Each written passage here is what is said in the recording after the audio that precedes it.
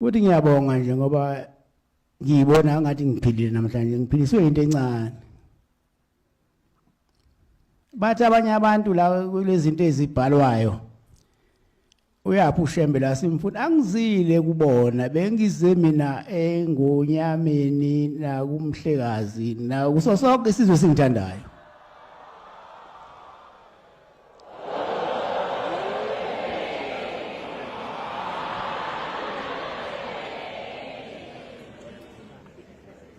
Okungilaphe kakhulu igwala lingeni ezulwini.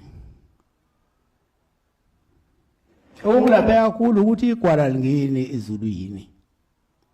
Uyabona ubeka ngizwe lezi indaba lezi beyikhulunywa la. Ngabe ngathatha amasaka ami ngabaleka ngashiya eNazaretha. Keba ngoba igwala lingeni ezulwini. Ngihlalele emthandazweni ngoba umthandazo uyaphilisa.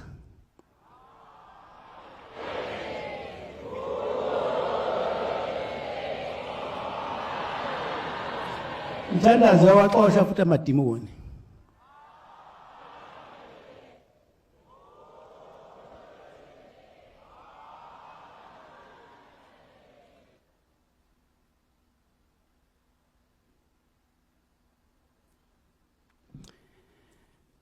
Okungilaphile ngilashwe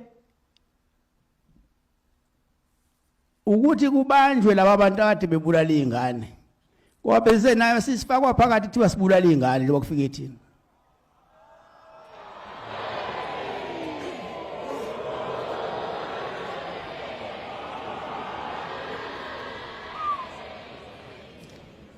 Yenzeka ke la emhlabeni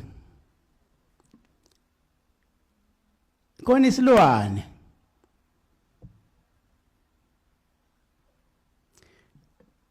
esithi masifica imoto imile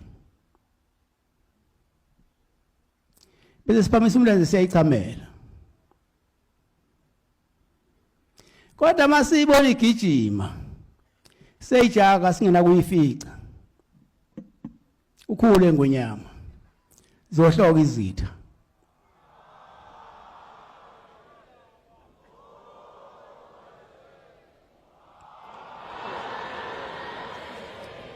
Mina engikwaziyo mangabe umuntu uthi ngwinyama yakho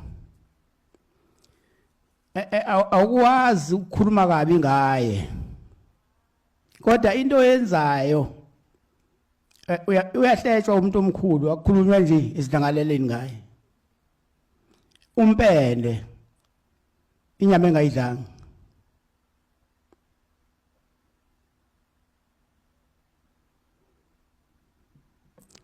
Abantu abakhulu bayahlonishwa